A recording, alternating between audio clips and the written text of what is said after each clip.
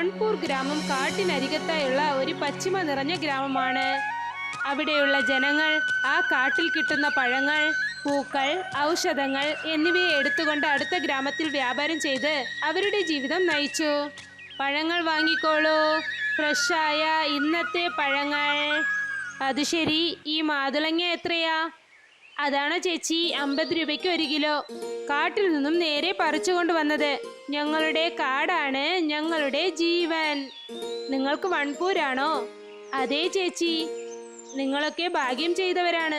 അത്ര വലിയ കാട് നിങ്ങൾക്ക് സ്വന്തം. അതെ ചേച്ചി, നിങ്ങൾ പറയുന്നത് നേരാണ്. നീ ഒന്ന് ചെയ്യ്, 20 രൂപയ്ക്ക് ഈ ഏലന്തയ്ക്കത്താ. പക്ഷേ ഗ്രാമത്തിലെ വ്യാപാരി ധൻസുഖ്ലാൽ വളരെ അത്യാഗ്രഹിയാണ്. കാട്ടിലുള്ള മരങ്ങളെ വെട്ടി അവയെ വ്യാപാരം ചെയ്യുന്ന ആളാണ്. പിന്നെ ഒരുപാട് കാശുണ്ടാക്കും. എന്താണിത് ഇത്ര കുറവായിട്ടോ? ഇത്ര കുറഞ്ഞ പൈസക്ക് 50 കിലോ മരം കൊടുന്ന് കൊണ്ടുപോവോ? ധൻസുഖ്ലാൽ മുതലാളി, ഇത്തവണ തന്നേക്കൂ. ഞാൻ അടുത്ത പ്രാവശ്യം പൈസ തരാം. ഞാൻ നിങ്ങളുടെ പഴയ കസ്റ്റമർ അല്ലേ.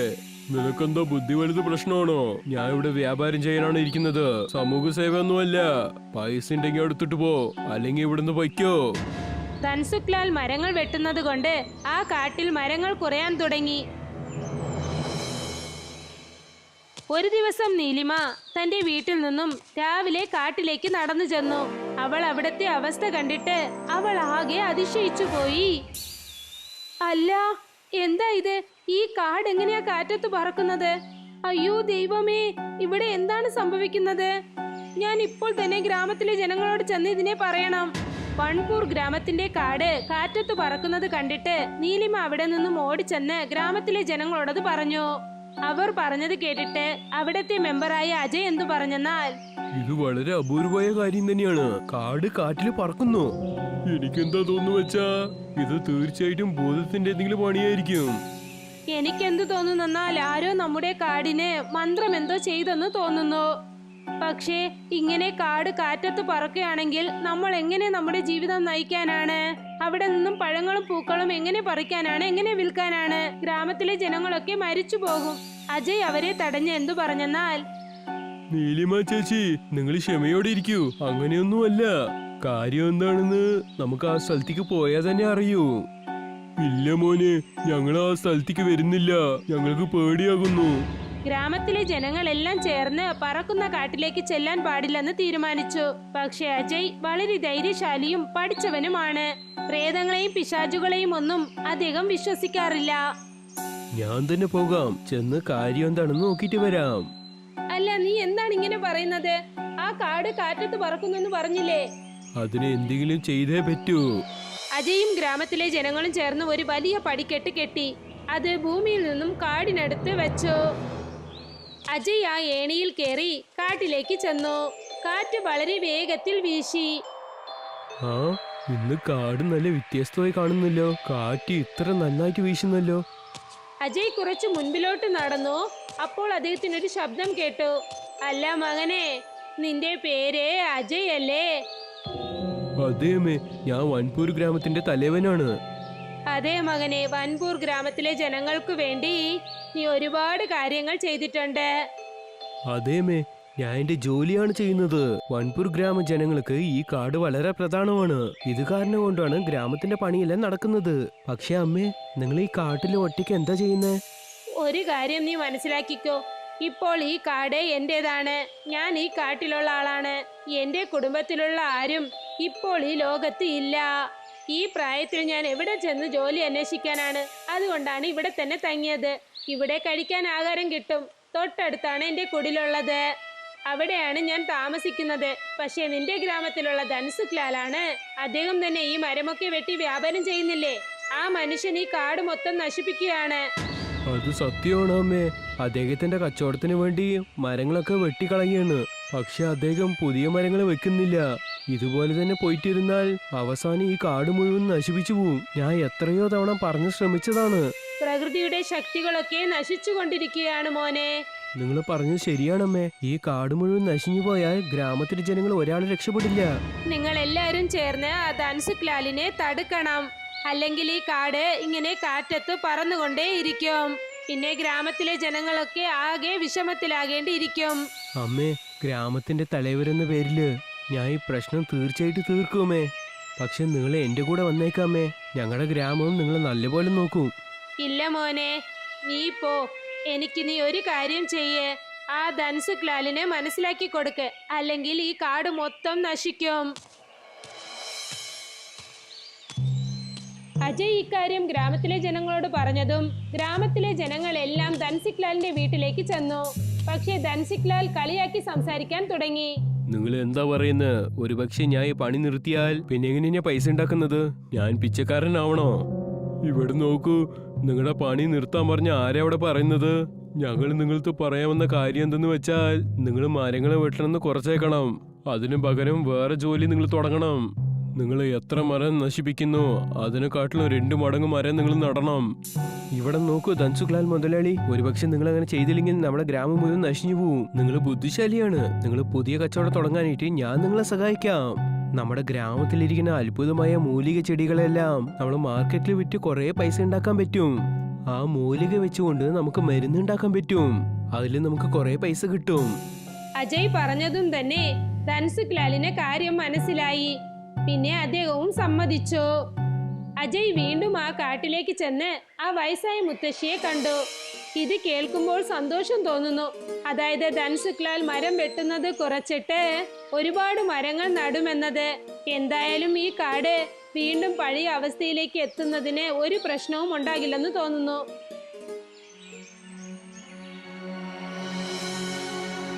അടുത്ത ദിവസം ആ കാട് പഴയതുപോലെ ആയതും ഗ്രാമത്തിലെ ജനങ്ങളൊക്കെ അവിടെ ഒന്നുകൂടി. എടോ ധൻസുക്ലാലേ, കാട് പഴയതുപോലെ ആയി കളഞ്ഞു. ഇപ്പൊ നീയും അജയും ചേർന്നുകൊണ്ട് നിങ്ങളുടെ പണി തുടങ്ങാം. അല്ല, ശരിയാണ്. ആദ്യം ഇവരുടെ ജോലി തുടങ്ങട്ടെ, പിന്നെ നമ്മളും നമ്മുടെ ജോലി തുടങ്ങണമല്ലോ. 2 ദിവസമായി 1 രൂപയെങ്കിലും ഉണ്ടാക്കിയിട്ട്. നീലിമ ചേച്ചി എന്തിനാ വിഷമിക്കുന്നത്? ഇപ്പൊ എല്ലാം നമുക്ക് ശരിയായല്ലോ. ധൻസുക്ലാലും അജയും 2 പേരും ചേർന്ന് കാട്ടിലുള്ള ഔഷധങ്ങൾ മരുന്നാക്കി അവയെ സിറ്റിയിലെ ഒരു കമ്പനിയിലേക്ക് വിറ്റു. അവർ പണം തന്നപ്പോൾ അജയ് പറഞ്ഞു, ധൻസുക്ലാൽ, ഞാൻ നേരത്തെ പറഞ്ഞതല്ലേ നിനക്ക് നിറയെ ലാഭം കിട്ടുമെന്ന്. അതെ, നീ തന്നെ നോക്ക്. ഈ കച്ചവടം നല്ലപോലെ പോകുന്ന് ഞാൻ ഒരിക്കലും വിചാരിച്ചില്ല. ധൻസുക്ലാൽ, കാടിനെ സുരക്ഷിതയായിട്ട് വെച്ചോ. നീ ഒരു കാര്യം ചെയ്യ്, ഈ മര കച്ചവടം ഉണ്ടല്ലോ അത് നീ മുഴുവനായിട്ട് നിർത്തിയേക്ക്. നീ കാടിനെ എത്രമാത്രം നോക്കുന്നു ആ കാടും നിന്നെ അതുപോലെ നോക്കും. ആ ശരി ശരി, അതിനെ കുറിച്ച് ഞാൻ ആലോചിക്കാം. ധൻസുക്ലാലിന്റെ ജോലിക്കാരൻ ഭീമ വേരുകൾക്കും കിഴങ്ങുകൾക്കും വേണ്ടി അവിടം കുഴിച്ചു. അദ്ദേഹത്തിനൊരു പാന കിട്ടി. അതിൽ നിധി ഉണ്ടായിരുന്നു. ഭീമ ആ പാന എടുത്തുകൊണ്ട് ധൻസുക്ലാലിനെയും അജയിനെയും കാണാനായി വന്നു. അവർ 2 പേരും ആലമരത്തിനടിയിൽ സംസാരിച്ചു കൊണ്ട് നിന്നപ്പോൾ, മുതലാളി ഇതെന്താണെന്ന് നോക്കിയേ, നിധി കിട്ടിയിരിക്കയാണ്. ഞാൻ കുഴി തോണ്ടുമ്പോ ഇത് കിട്ടിയതാണ്. എന്റെ അമ്മു, ഇത്രയും നിറ സ്വർണ്ണ നാണയങ്ങളോ? ഞാൻ ഇത് വിറ്റ് കൊറേ പൈസ ഉണ്ടാക്കും. ധൻസുക്ലാൽ, നിങ്ങൾ സംസാരിക്കുന്നത്? ഈ നിധി നമുക്ക് കാട്ടിൽ നിന്ന് കിട്ടിയിരിക്കാണ്. ഇത് നിങ്ങൾക്ക് ഒറ്റയ്ക്ക് അനുവാദം എടുക്കാൻ പറ്റില്ല. ഇത് ഉപയോഗിച്ച് നമുക്ക് കാട്ടിലെ ഒരുപാട് മരം നടണം. ഗ്രാമത്തിന് റോഡ്, ഹോസ്പിറ്റൽ, സ്കൂള്, പിന്നെ കുടിക്കാൻ നല്ലപോലെ വെള്ളം അതിന് നമ്മൾ ഏർപ്പാടാക്കണം. അങ്ങനെയാണെങ്കിൽ ഇത് നീ വീട്ടിലേക്ക് കൊണ്ടുപോയി ഇതിൽ നിന്ന് പാതി നിധി നീ സ്വന്തമാക്കും. അതല്ലേ നീ പറയാൻ വരുന്നത്? ധൻസുക്ലാൽ മുതലാളി, ഈ നിധി നിങ്ങളുടെ വീട്ടിക്കുമല്ല എന്റെ വീട്ടിക്കുമല്ല. ഇത് ഈ കാടിന്റെ സ്വത്താണ്. ഇത് ഈ സ്ഥലത്ത് തന്നെ ഉണ്ടാവണം. അജയ് പറഞ്ഞത് കേട്ടിട്ട് അത്യാഗ്രഹിയായ ധൻസുക്ലാൽ അപ്പോൾ മിണ്ടാതെ ഇരുന്നു. തന്റെ വീട്ടിലേക്ക് വന്നതിന് ശേഷം ഭീമയോട് എന്തു പറഞ്ഞെന്നാൽ, ഭീമ, ആ മൺപാന നിധിനെ കുറിച്ചുള്ള കാര്യം ഇപ്പോഴും എന്റെ തലയിലാണ് ഓടിക്കൊണ്ടിരിക്കുന്നത്. എന്താ ചെയ്യാ? എന്താണ് ചെയ്യാ മുതലാളി?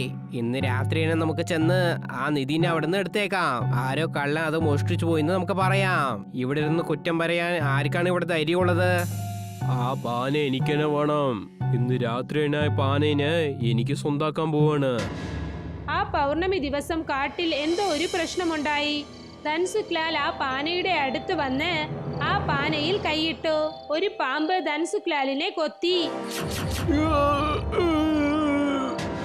ധൻസുക്ലാൽ നിലവിളിക്കുന്ന ശബ്ദം ആ കാട് മൊത്തം കേട്ടു. കാട് വീണ്ടും കാറ്റത്ത് പറക്കാൻ തുടങ്ങി. അത് കണ്ടിട്ട് അജയ് കാട്ടിലേക്ക് വന്നപ്പോൾ അവിടെ ആ വയസ്സായ മുത്തശ്ശി നിൽപ്പുണ്ടായിരുന്നു. ധൻസുക്ലാൽ മരിച്ചു കിടന്നു. അദ്ദേഹത്തിന്റെ വായിൽ പതയുണ്ടായിരുന്നു. ഇവിടെ എന്താ സംഭവിച്ചത്? ധൻസുഖ്ലാലിന് എന്താ സംഭവിച്ചത്? അദ്ദേഹം മരിച്ചുപോയി. അദ്ദേഹം ഈ പാനയിലെ നിധി മോഷ്ടിക്കാൻ ശ്രമിച്ചു. പാമ്പ് അദ്ദേഹത്തെ കൊത്തിക്കളഞ്ഞു. ധൻസുഖ്ലാൽ അദ്ദേഹത്തിന്റെ അത്യാഗ്രഹം കൊണ്ട് നശിഞ്ഞുപോയി. ഈ അവസ്ഥയ്ക്കുള്ള കാരണം ഇദ്ദേഹത്തിന്റെ അത്യാഗ്രഹമാണ്. പക്ഷെ അമ്മേ, ഈ കാര്യം നിങ്ങൾക്ക് എങ്ങനെ അറിയാം? ഇങ്ങനെ കേട്ടതും ആ വയസ്സായ മുത്തശ്ശി തന്റെ ഒറിജിനൽ രൂപം കാണിച്ചു. അജയ്, ഞാൻ വനദേവതയാണ്. ഞാൻ ഈ കാടിനെ രക്ഷിച്ചുകൊണ്ടിരിക്കുകയാണ്. ഞാനാണ് ഈ കാട് പറപ്പിച്ച് ഗ്രാമത്തിൽ നിന്നും ദൂരെയാക്കിയത്. ഈ ധൻസുഖ്ലാലിനെ പോലുള്ള ആളുകൾ കാരണം ഇന്ന് ഈ കാട് ആപത്തിലാണ്. അന്ന് ഞാൻ നിന്നെ ആദ്യം കണ്ടപ്പോൾ നിന്നെ പോലുള്ള നല്ല മനുഷ്യൻ ഈ കാടിനെ രക്ഷിക്കുമെന്ന് ഞാൻ കരുതി. പക്ഷേ ധൻസുഖ്ലാലിനെ പോലെ അത്യാഗ്രഹിയായവർ ഈ കാര്യത്തിന് വളരെ തടസ്സമായിരുന്നു. വനദേവത പറഞ്ഞത് കേട്ടതും ധൻസുഖ്ലാലിന്റെ തെറ്റിനെ കുറിച്ച് അജയിന് മനസ്സിലായി. കാരണം അദ്ദേഹം നല്ല മനുഷ്യനാണ്. ഇവിടെ നോക്കൂ ദേവി, ഞാൻ സമ്മതിക്കുന്നു, ധൻസുഖ്ലാൽ ഒരു അത്യാഗ്രഹം പിടിച്ച വ്യാപാരിയാണ്, തെറ്റുകൾ ചെയ്തിട്ടുണ്ട്. പക്ഷെ ദേവിയമ്മേ, ഇദ്ദേഹത്തിന്റെ ഭാര്യ കുട്ടികൾക്ക് എന്ത് സമ്മതമാണ് ഉള്ളത്? ഇദ്ദേഹം ഇല്ലാതെ അവരെന്ത് ചെയ്യും? നിങ്ങൾ ഇദ്ദേഹത്തിനെ ക്ഷമിച്ച് ജീവൻ തിരിച്ചു തരുന്നേ. ഞാൻ വാക്ക് തരുന്നു, ഇദ്ദേഹം ഈ കാട്ടുവിട്ട് എപ്പോഴും ദൂരെ തന്നെ ഉണ്ടാവും. ഒരുപക്ഷെ ഇദ്ദേഹം ഇത് ചെയ്യാൻ സമ്മതിച്ചില്ലെങ്കിലേ അപ്പൊ ഞാൻ ഗ്രാമത്തിന് ജനങ്ങളുടെ സഹായത്തോടെ ഇദ്ദേഹത്തിന്റെ ഗ്രാമത്തിൽ നിന്ന് പുറത്താക്കാം. നിങ്ങൾ ഇദ്ദേഹത്തിന് ജീവൻ തരുന്നേ. വളരെ നല്ലത് അജയ്. നീ ഒരു നല്ല തലവൻ മാത്രമല്ല, നല്ല മനുഷ്യനുമാണ്. ഞാൻ ഇവൻ ഇപ്പോൾ തന്നെ ജീവൻ നൽകാം. പക്ഷെ ഇവന് പറഞ്ഞു മനസ്സിലാക്ക്, കാട്ടിലെ മരങ്ങളെ വെട്ടരുതെന്ന്. ശരി, ഞാൻ അതുപോലെ തന്നെ ചെയ്യാം. വനദേവതയുടെ കയ്യിൽ നിന്നും വന്ന ആ പ്രകാശം ധൻസുഖ്ലാലിന് വീണ്ടും ജീവൻ നൽകി. ദേവി മാഞ്ഞുപോയി. ധൻസുഖ്ലാലിന് ജീവൻ കിട്ടി. അദ്ദേഹത്തോട് എല്ലാ കാര്യങ്ങളും അജയ് പറഞ്ഞതും തന്റെ തെറ്റ് മനസ്സിലാക്കി അദ്ദേഹം കരയാൻ തുടങ്ങി. എന്നെ ക്ഷമിച്ചേക്ക്, ഞാൻ അത്യാഗ്രഹം കൊണ്ട് കണ്ണുപൊട്ടനായിരിക്കുന്നു. എനിക്ക് പൈസയില്ലാതെ വേറൊന്നും എനിക്ക് കാണാൻ സാധിക്കുന്നില്ല. പക്ഷെ ഞാനിപ്പോ എന്റെ തെറ്റ് സമ്മതിച്ചിരിക്കുന്നു. അജയ്, ഞാൻ ഇന്ന് തന്നെ കാട്ടിലെ മരം വെട്ടണ പണി നിർത്താം. ഇനി കാടിന് നല്ലതിനു വേണ്ടി ഞാൻ ജോലി ചെയ്യും. ധൻസുഖ്ലാൽ, നമ്മൾ അങ്ങനെ വേണം ചെയ്യാൻ. അപ്പോഴാണ് നമ്മുടെ അടുത്ത സന്തതിക്ക് നമുക്കൊരു നല്ല ഭാവി തരാൻ സാധിക്കുക. നമ്മൾ നമ്മുടെ അത്യാഗ്രഹം വിട്ടുകൊണ്ട് നല്ലപോലെ ജീവിക്കണം. വെയിലിൽ ഉച്ച സമയത്ത് ഗ്രാമത്തിന് നടുക്ക് കുറച്ച് കൃഷിക്കാർ ഇരിക്കുകയായിരുന്നു. അവർ എല്ലാവരുടെ മുഖത്തും ക്ഷീണവും സങ്കടവും ഉണ്ടായിരുന്നു. ജമീന്ദാറിന്റെ റൗഡികൾ ഗ്രാമത്തിൽ ചുറ്റിക്കൊണ്ടിരുന്നു. അശോക് ഒരു മൂലയിൽ തന്റെ ഭാര്യ ലീലയോട് എന്തോ സംസാരിച്ചുകൊണ്ടിരുന്നു. ലീല, ആ ഭൈരവസിംഗ് നമ്മുടെ ജീവൻ തന്നെ എടുക്കും. സ്ഥലം പറിച്ചുകൊണ്ട് അവൻ എന്ത് ചെയ്യും? സ്ഥലത്തിൽ ഒന്നും വെളച്ചിൽ വരുന്നില്ല. പിന്നെ എന്തിനാ അത്യാഗ്രഹം കൊണ്ടിരിക്കുന്നത്? ചേട്ടാ, ദേഷ്യപ്പെടുന്നത് കൊണ്ടൊന്നും നടക്കില്ല. നമ്മുടെ സ്ഥലം രക്ഷിക്കാൻ നമ്മൾ വേറെന്തെങ്കിലും വഴി കണ്ടുപിടിക്കണം. എന്ത് വഴി കണ്ടുപിടിക്കാനാണ്? മഴയും വരുന്നില്ല, വിളച്ചിലും ഉണ്ടാവുന്നില്ല. നമ്മുടെ തരിശു സ്ഥലത്ത് ഒന്നും വിളച്ചില്ലല്ലോ. ഇനി ഗ്രാമത്തിൽ ജീവിക്കണത് മരണത്തിന് വിളിക്കുന്ന സംഭവമാണ്. അപ്പോഴാണ് ഗ്രാമത്തലവൻ രാംദാസ് അവിടേക്ക് വന്നത്. അശോക്, നീ പറഞ്ഞത് ശരിയാണ്. ഭൈരവ് സിംഗ് ഗ്രാമത്തിനെ നശിച്ചിരിക്കുകയാണ്.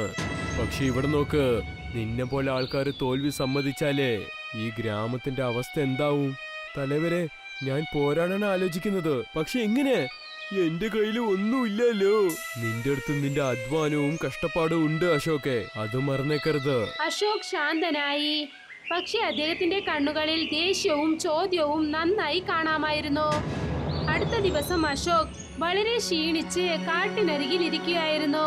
അദ്ദേഹത്തിന്റെ മുഖത്ത് നല്ല വിഷമമുണ്ടായിരുന്നു. പെട്ടെന്ന് അദ്ദേഹത്തിന് മരത്തിനു പുറകിൽ ആരോ നടക്കുന്ന ശബ്ദം കേൾക്കാൻ തുടങ്ങി. ഒരു വയസ്സായ ആള് കമ്പ് ഊന്നിക്കൊണ്ട് പതുക്കെ പതുക്കെ അശോകിനരികിലേക്ക് വന്നു. എന്താ മോനെ ആലോചിക്കുന്നത്? നിങ്ങളാരാണ്? പിന്നെ ആരുമില്ലാത്ത സ്ഥലത്ത് നിങ്ങൾ എന്താ ചെയ്യുന്നേ? ഞാനൊരു വഴിപോക്കനാണ്. പക്ഷെ ഞാൻ എവിടെയും കാണാതെ പോവില്ല. എനിക്കെന്താ തോന്നുന്നു വെച്ചാ, നിന്റെ ജീവിതത്തിൽ നീ തോൽവിയേറ്റെന്ന് തോന്നുന്നു. ഒരു മനുഷ്യൻ അവന്റെ ജീവിതത്തിൽ എല്ലാം വിടുമ്പോഴാണ് തോറ്റു പോകുന്നത്. എന്റെ ഭൂമി തരിശു ഭൂമിയായി, എന്റെ കുടുംബം പട്ടിണി കിടക്കാണ്. പക്ഷെ ജമീന്ദാരെ എന്റെ അടുത്ത് നിന്ന് എല്ലാം പിടുകണമെന്ന് ആലോചിക്കുന്നു. അങ്ങനെ വെച്ചാ ഞാൻ തോറ്റുപോയവനല്ലേ? തോറ്റുപോകണത് കൊണ്ടല്ല, പോരാടവനാണ് ഈ ലോകം മാറ്റാൻ സാധിക്കുക. നീ ഒരു കൃഷിക്കാരനാണ്. ഒരു കൃഷിക്കാരൻ വിചാരിച്ചാൽ ഈ ഭൂമിയിൽ അതിനെ മാറ്റാനുള്ള ശക്തിയുണ്ട്. ശക്തിയോ? എന്റെ സ്ഥലം കാഞ്ഞു പോയിരിക്കുകയാണ്. അതിൽ ഒരു ശക്തിയും ഇല്ല. അങ്ങനെയാണെങ്കിൽ ശക്തി ഞാൻ നിനക്ക് തരാം. ഇന്നാ ഈ 3 വിത്ത് പിടിച്ചോ. ഇത് നിന്റെ കൃഷിയിൽ വെച്ചേക്ക്. പിന്നെ ഓർമ്മയിൽ വെച്ചോ, ഇതുകൊണ്ട് വളർന്നത് നിന്റെ ജീവിതം തന്നെ മാറ്റിക്കളയും. വയസ്സായ ആള് 3 ചെറിയ ചെറിയ വിത്തുകൾ അശോകിന്റെ കയ്യിൽ നൽകി. ഈ വിത്ത് എന്ത് ചെയ്യും? ഇതില് മാജിക് ഉണ്ടോ? വിത്തിനും മാജിക്കിനുള്ള വ്യത്യാസം നിനക്ക് എളുപ്പം തന്നെ മനസ്സിലാവും. പക്ഷെ ഓർമ്മയിൽ വെച്ചോ, മിന്നി കത്തന ഒരു സാധനത്തിന് സുരക്ഷിതയായി വെക്കണത് എളുപ്പം കാര്യമൊന്നുമല്ല.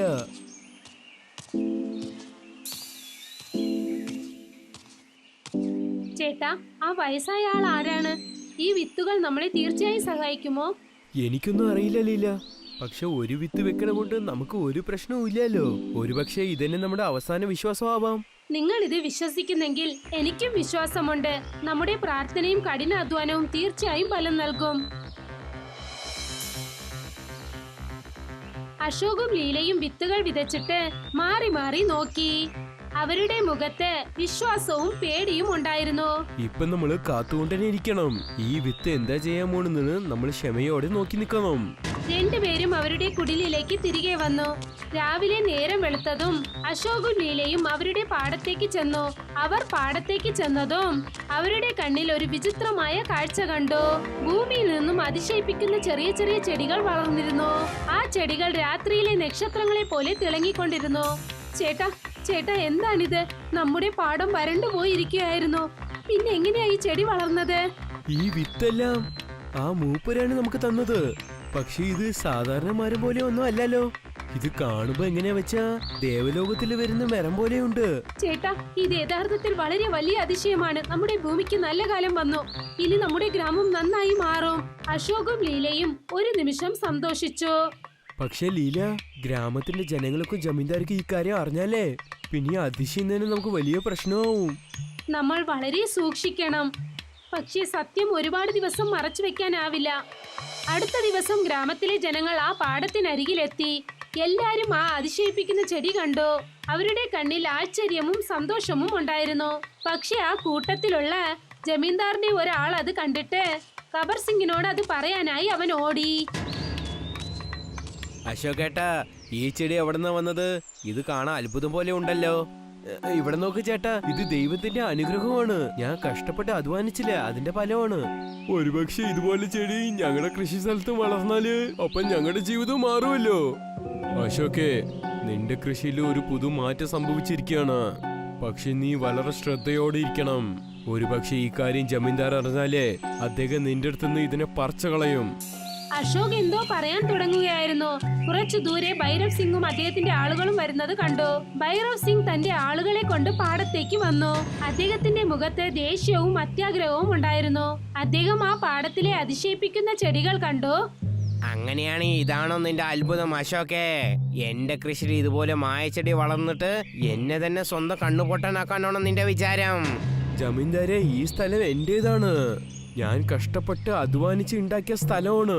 ഈ സ്ഥലത്തെ ചെടികൾ നിങ്ങൾക്ക് ഒരു അധികാരവും ഇല്ല. നിന്റെ സ്ഥലവോ? നിനക്ക് എത്ര ധികാരമുണ്ടെങ്കിൽ ഇതുപോലെ നീ പറയും. ഈ മുഴു ഗ്രാമവും ഈ സ്ഥലവും എനിക്കാണ് സ്വന്തം. ഈ അത്ഭുതമായ ചെടിയും എനിക്കാണ് സ്വന്തം. നീ നോക്കൂ ജമീന്ദാർ സാറേ, ദൈവം തന്നത് ഒരാൾ മാത്രം കൈക്കലാക്കണമെന്ന് വിചാരിക്കുന്നത് തെറ്റാണ്. ഈ ചെടി കഠിനാധ്വാനത്തിന് കിട്ടിയ ബലനാണ്. വായടയ്ക്കൂ, ഞാൻ എന്താ ആലോചിക്കുന്നോ അതാണ് സംഭവിക്കുക. ഇന്ന് തൊട്ട് ഈ സ്ഥലം എന്റേതാണ്. അശോകേ, ഒരുപക്ഷെ നീ പറ്റില്ലെന്ന് പറഞ്ഞു, പിന്നെ എന്നോട് ഏറ്റുമുട്ടാൻ തയ്യാറായിക്കോ. ഭൈരവ് സിംഗ് തന്റെ ആളുകളോട് ആ ചെടികൾ വലിച്ചെറിയാനായി പറഞ്ഞു. അശോകും ലീലയും നടുവിൽ നിന്ന് അത് തടുക്കാനായി ശ്രമിച്ചു. ഗ്രാമത്തിലെ ജനങ്ങൾ അശോകിന് സപ്പോർട്ട് ചെയ്തു. ജമീന്ദാറിന്റെ ആളുകൾ ആയുധങ്ങൾ കയ്യിലെടുത്തു. ജമീന്ദാരെ, ഇത് അന്യായമാണ്. പാവപ്പെട്ടവന്റെ സ്ഥലം മേടിക്കണതിൽ നിങ്ങൾക്കൊന്നും കിട്ടാൻ പോകുന്നില്ല. എനിക്ക് സ്വർണം കിട്ടും, മനസ്സിലായോ? ഈ ചെടി സാധാരണ ചെടിയൊന്നുമല്ല. ഇത് തിളങ്ങണത് കണ്ട എനിക്ക് വലിയ നിധി കിട്ടണ പോലെ തോന്നുന്നു. ജമീന്ദാർ തന്റെ ആളുകളോട് ആ ചെടികൾ പിഴുതെറിയാൻ പറഞ്ഞു. എന്നിട്ട് അവിടെ നിന്നും പോയി. അശോകും ലീലയും ആകെ വിഷമത്തിലായി.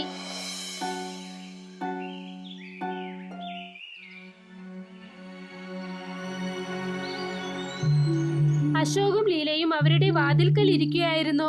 രണ്ടുപേരും വളരെ വിഷമത്തോടെയായിരുന്നു. ആ വയസ്സായ ആൾ വീണ്ടും ഒരു വട്ടം അവരുടെ മുൻപിൽ പ്രത്യക്ഷപ്പെട്ടു. അശോകേ, ഞാൻ നിനക്ക് നേരത്തെ തന്നെ എല്ലാം പറഞ്ഞതാണ്. ഈ ചെടി തിളങ്ങണത് നിനക്ക് മാത്രം കിട്ടുന്ന അഭിമാനമല്ല, അത് ഒരു രഹസ്യത്തിന് കിട്ടുന്ന വഴിയാണ്. അതെന്താ രഹസ്യം? ഈ ചെടി നക്ഷത്രന്റെ ലോകത്തിന്റെ വഴി തുറക്കും. അവിടെയുള്ള നിധിനെ കിട്ടാനുള്ള വഴിയാണിത്. പക്ഷെ അത്യാഗ്രഹം കൊണ്ട് മനുഷ്യർക്ക് അവിടെ ചെല്ലാൻ സാധിക്കില്ല. ഒരുപക്ഷെ അത് നേരാണെങ്കിൽ ആ ജമീന്ദാർ അവിടേക്ക് പോകാനും ശ്രമിക്കും. ഇപ്പോൾ ഞങ്ങൾ എന്ത് ചെയ്യും? നിങ്ങൾ നക്ഷത്ര ലോകത്തിന്റെ വഴി തുറന്നാവണം. പക്ഷെ ഓർമ്മയിലിരിക്കട്ടെ, ആരൊക്കെ അവിടെ ചെല്ലുന്നു അവര് സത്യം മാത്രമേ ആലോചിക്കാൻ പാടുള്ളൂ. മനസ്സിലായോ? അശോകും ലീലയും മാറി മാറി അവരെ നോക്കി. അവരുടെ മുഖത്ത് പേടിയും ധൈര്യവും ഉണ്ടായിരുന്നു. ഇനി ജമീന്ദാറിനോട് പൊരുതാൻ തന്നെ അവർ തീരുമാനിച്ചിരുന്നു. ആ വയസ്സായ ആൾ ലീലയെയും അശോകിനെയും പാടത്തേക്ക് കൊണ്ടുവന്നു. ആ ചെടിയുടെ പ്രകാശം വീണ്ടും അധികമായിരുന്നു. അത് ആകാശത്തിൽ നക്ഷത്രങ്ങൾ ജ്വലിക്കുന്നത് പോലെ തോന്നി. അശോക്, സമയായിരിക്കുകയാണ്.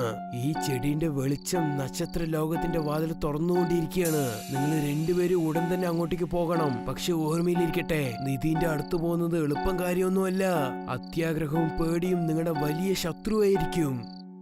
ഒരുപക്ഷെ ഇത് കാരണം നമ്മുടെ ഗ്രാമം വളർച്ചയടയുകയില്ലേ? ഞങ്ങൾ ഈ പരീക്ഷയ്ക്ക് തയ്യാറാണ്. ഞങ്ങൾ ഞങ്ങളുടെ കഠിന അധ്വാനം കൊണ്ടാണ് ഇതുവരെ എത്തിയത്. ഇനി ഞങ്ങൾ പുറകിലോട്ട് പോകില്ല. വയസ്സായ മുത്തശ്ശൻ മന്ത്രം പറഞ്ഞു. ചെടികളുടെ പ്രകാശം അധികമായി. ഭയങ്കരമായ പ്രകാശത്തോടെ ഭൂമി പിളരാൻ തുടങ്ങി. ഒരു മാന്ത്രിക കതവ് രൂപം കൊണ്ടു. അശോകും ലീലയും പതുക്കെ പതുക്കെ അതിനകത്തേക്ക് കയറി. അശോകും ലീലയും നക്ഷത്രങ്ങളുടെ ലോകത്തേക്ക് ചെന്നു. ആ സ്ഥലം മാന്ത്രികതയുള്ളതായിരുന്നു. എല്ലാ ഭാഗത്തും നക്ഷത്രങ്ങളുടെ വെളിച്ചമും പിന്നെ സ്വർണ്ണ വൃക്ഷവും. അവിടെ ഒരു കുളമും ഉണ്ടായിരുന്നു. അതിലുള്ള വെള്ളത്തിൽ നിന്നും പ്രകാശം വന്നുകൊണ്ടിരുന്നു. അവിടെ ഒരു കാവലൻ ഉണ്ടായിരുന്നു. അദ്ദേഹത്തിന്റെ രൂപം വലുതും കണ്ണഞ്ചിപ്പിക്കുന്നതുമായിരുന്നു. ആരാണ് നിങ്ങള്? എന്തിനു വേണ്ടിയാണ് ഇങ്ങോട്ടേക്ക് വന്നത്? ഞാൻ അശോക്. ഞാൻ കൃഷിക്കാരനാണ്. ഞാൻ അമൃതവെള്ളം എടുക്കാൻ വേണ്ടി വന്നതാണ്. ഞങ്ങളുടെ തരിസുഭൂമിനെ വളമാക്കാൻ വേണ്ടി വന്നതാണ്. ഞങ്ങളുടെ ഗ്രാമജനങ്ങളുടെ വിശപ്പ് മാറ്റണം. അമൃതവെള്ളം കിട്ടണമെങ്കില് അവര് സത്യസന്ധതയായിട്ടും നല്ലവരായിരിക്കണം. ഈ വെള്ളം അത്യാഗ്രഹം കൊണ്ടവരെ നശിപ്പിക്കും. നിങ്ങളുടെ മനസ്സിൽ സത്യമുണ്ടോ? ഞങ്ങൾ ഞങ്ങളുടെ അധ്വാനം കൊണ്ടാണ് ഈ ചെടികൾ ഉണ്ടാക്കിയത്. ഞങ്ങളുടെ ഉദ്ദേശം ഞങ്ങളുടെ ഗ്രാമത്തെ രക്ഷിക്കുക മാത്രമാണ്. രക്ഷകൻ ചിരിച്ചു. പക്ഷെ അപ്പോഴാണ് നക്ഷത്ര ലോകത്ത് ഒരു ശബ്ദം കേട്ടത്. ഭൈരവ് സിംഗും അദ്ദേഹത്തിന്റെ ആളുകളും ആ മാന്ത്രിക വാതിൽക്കൽ കൂടി അകത്തേക്ക് വന്നു. ഇതാണോ ആ നിധി? അശോകേ, നീ ഒരു പൊട്ടനാണ്. ഈ നിധി എനിക്കാണ് സ്വന്തം. ഈ നിധിനെ പൈസയായിട്ടും സ്വർണ്ണമായിട്ടും ഞാൻ മാറ്റാൻ പോവാണ്. അമൃതവെള്ളം അത്യാഗ്രഹം കൊണ്ടവർക്കല്ല. ഒരുപക്ഷെ നീ ഇത് തൊട്ടാൽ അത് നിന്നെ എന്നെന്നുമായി നശിപ്പിച്ചു കളയും. ആര് വിചാരിച്ചാലേ എന്നെ നശിപ്പിക്കാൻ കഴിയില്ല. എന്റെ ശക്തി കൊണ്ട് ഇത് അടഞ്ഞേ തീരൂ. ഭൈരവ് സിംഗ് ആ കുളത്തിനരികിലേക്ക് ചെന്നു. അദ്ദേഹം ആ അമൃത വെള്ളം തൊട്ടതും തന്നെ അതിലെ വെള്ളം തീയായി മാറി. ഭൈരവ് സിംഗും അദ്ദേഹത്തിന്റെ ആളുകളും നിലവിളിച്ചുകൊണ്ട് മാഞ്ഞുപോയി. അശോകും ലീലയും പേടിച്ചെല്ലാം നോക്കിക്കൊണ്ട് നിന്നു. നീ കണ്ടോ? അത്യാഗ്രഹം കൊണ്ടാണ് ഇങ്ങനെയാണ് സംഭവിക്കുക. ഞാൻ കണ്ടു, എല്ലാം മനസ്സിലാക്കി. എന്റെ ചിന്ത ഗ്രാമത്തിന്റെ നല്ലതിനു വേണ്ടി മാത്രമാണ്. അപ്പൊ എനിക്ക് അമൃതവെള്ളം കിട്ടുവോ?